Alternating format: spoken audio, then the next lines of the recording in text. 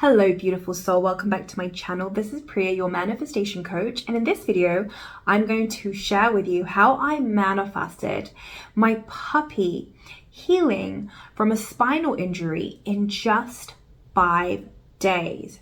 So let's get started.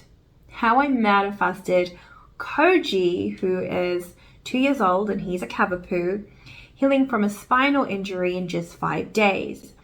So last year in late November, so 2022, I remember I was sitting on the couch and I noticed that Koji started shaking, what appeared to be out of the blue. Like, he's never done this before, he just started shaking. So I go over to him and I try to pick him up and he screams. Then my husband goes up to him to try and scoop him up and he screams. So at this point we're like, okay, he's in pain. So we decided to take him to the vet. Now this was a weekend, so our local vet was closed, so we had to take him to the emergency vets. So we take him there and the vet turns around and tells us that she suspects Koji has something called IDD, invertebral disc disorder, and she wants to run scans and some more tests to confirm. And she was checking in with us to see if that would be okay. And I was like, of course, do what you have to do. Like, money is not an issue. So she goes and runs the scans, comes back and confirms that Koji has IDD. And she then goes on to say that it would take him at least 1 month to recover, and that the recovery journey would look something like this. He would have to stay in a crate for 1 entire month, and he would only be allowed out of the crate to potty so that his back could heal, because he wasn't allowed to really move. It would make it worse. Now, as I'm hearing all of this, in my mind, I began thinking, you know what? There is a version of Koji that is completely whole and well right now that exists in the quantum field. And that's the version of Koji that I want to tune into. So as she's giving me this diagnosis, I consciously rejected it, meaning I didn't accept it as my truth. Now, this is really important because a lot of the times people will give their power over to people in authority, to public figures, or to doctors. And the minute you give your power away to something outside of you, that becomes your reality. What is being projected onto you becomes your reality. But instead, I made a conscious choice that I was not going to accept this as my reality. And instead, I was going to give my undivided attention to the version of Koji that was whole, that was healed, and that was well. So she's giving me this diagnosis. I'm like, okay. And then she gives us some painkillers for him to make sure that he's comfortable in the now. And she's saying, you know, it's going to be at least 1 month. So at this point we go home, me and my husband have a discussion, and we both agree that we are going to give our undivided attention to Koji being well. So what this looked like for me is that I began to visualize Koji as whole. So I began to picture a scene in my mind where I imagined Koji running on the beach. So this was November and we were going to Miami in January. We tend to go to Miami for the winter months when it gets cold here in Asheville. So I'm picturing Koji running on the sand because he loves to run and play on the sand, and he's so happy, so vibrant, and so free and feeling amazing. And this was such an easy image to conjure up. Like, I felt so much love and excitement as I was thinking about it, because the feeling is the most important thing, and I could easily just go there in my mind. So I would begin to imagine this 5 times a day, like a really quick scene for a couple of minutes, and just get into that emotion of excitement and love and all is well. So on Saturday, he gets diagnosed. On Sunday, he is really slow. He's resting. We did not put him in the crate. You know, my husband and I, we tuned in, and what we received is that Koji already knows that he's not supposed to move, so he's not going to move. So we didn't put him in the crate. So he's very chilled. You know, we take him out to potty when he needs to potty, and he's sort of very slow when it comes to working. He's not functioning at his full capacity, but we kept on visualizing him as whole and making sure all his needs were met in the present moment. Now on Monday, Koji starts to act well. he's starting to move a lot more. He's starting to come back to his vibrant personality. He's a very cheeky puppy. And I'm like, this is interesting. Like, should he be moving as much as he's moving? And then I'm like, hang on a minute. I'm giving my undivided attention to the version of that is whole, and more than what he was doing, it was just his frequency and his vibration. I could tell that he was feeling so much better through his vibration. So then Tuesday comes around, and on Tuesday, he's walking as per normal. He looks good. The only thing is that he started to purge. So at this point, I'm thinking, okay, I'm going to take him to our local vet. So I call up our local vet. They tell us to come in on Wednesday. So we go in on Wednesday. And at this point, Koji is already well. He's already walking as per normal. His personality is back to normal. So when we go to the vet there, they're looking at him and they're thinking, how does he look so well? Because the emergency vets had sent our local vets all the scans and all the paperwork. And so our local vet was looking at Koji thinking, Koji shouldn't be like this, given he has this IDD. He looked so well. So they wanted to then run tests and understand a little bit more about what's going on. So I was like, of course, do what you need to do. So they run some scans and the results come back and they're really perplexed. They're like, oh my gosh, this is like a miracle.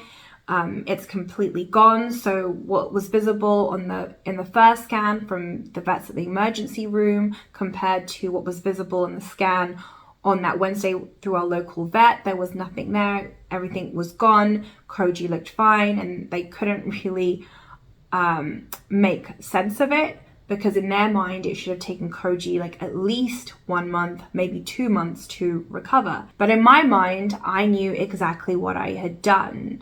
I wasn't surprised. And in fact, it wasn't just me. My husband also decided to go into the field and imagine Koji as well. So both of us were doing this every day. And so it wasn't a surprise to us that he recovered so quickly. And it wasn't a surprise to us when our local vet was perplexed and the scans came back showing that Koji was completely healed. We knew what we had done internally. We knew that by holding the highest vision of Koji and picturing him as well, that our reality had to morph and had to conform to this image that we had stayed faithful to. So this is how Koji healed in 5 days from having this spinal injury. Now, a lot of the time in the law of attraction community, people will talk about, but what about free will, Priya? What about imposing on somebody else's free will? And so I think this is the perfect video and the perfect content to go a little bit deeper into how this works when you begin to imagine somebody as a version of them that you want. So from the perspective of oneness, now what is oneness? Oneness is really when you get into the state of consciousness where you understand we are all one, that separation is an illusion. What is separation? Separation says, I am me, I am one entity, and you are another entity, and Koji is my dog. So for example, I am me, my husband is my husband, and Koji is my dog. So I'm seeing all of us as separate. My dog is something that is outside of me. My husband is something that is outside of me. That's separation. Conversely, oneness is the opposite. Oneness is when you understand that you are everything and everything is you, that everything is a reflection of you. This is really the intellectual way to understand it, but nothing beats experiencing that through being in that state of consciousness of oneness.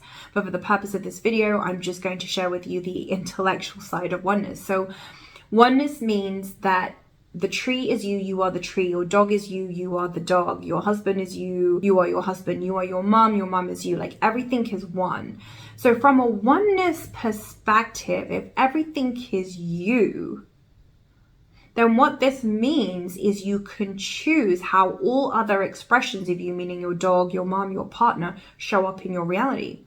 Because you know within every cell and fiber of your being that everything is you. So you get to choose the version of people or animals or pets that shows up in your reality. Another way to explain this is that you are tuning in to a version of that person or that animal or that pet that you want to experience. So in the quantum field, there are infinite versions of people, pets, and things that exist. And so when you get clear on what you desire and you become a vibrational match to your desire, what you are doing is you're aligning your frequency with the version of that person or that pet that you want to experience in your reality. And then you're bringing it into the 3D. So in that sense, you're never imposing on somebody else's or something else's free will. You're just aligning your frequency with a version of that person or animal or pet that already exists in the quantum field. So you're never imposing on somebody else's free will. You're just lining up with a version, with a frequency of them that already exist. So this is how you can begin to manifest a specific version of people or your pets or animals into your reality. You align your frequency with that version of them that you want to call in. So you're never technically creating anything because everything already exists.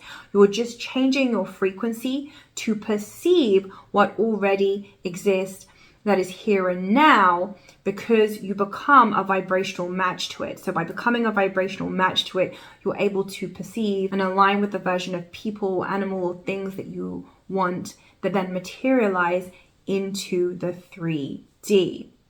So if you have a desire to experience a better version of somebody in your reality or a better version of your pet or animals, you absolutely have the power to do this. It's about getting clear about what you want and then lining up with that frequency from the understanding that there are infinite versions of people and animals and pets that exist, and that you get to choose what version of them you want to experience in your reality. Now, this is really powerful stuff, because what this really means is that your perception of people, animal, or pets, your expectation of them, how you perceive them to be, is exactly how they will show up in your reality.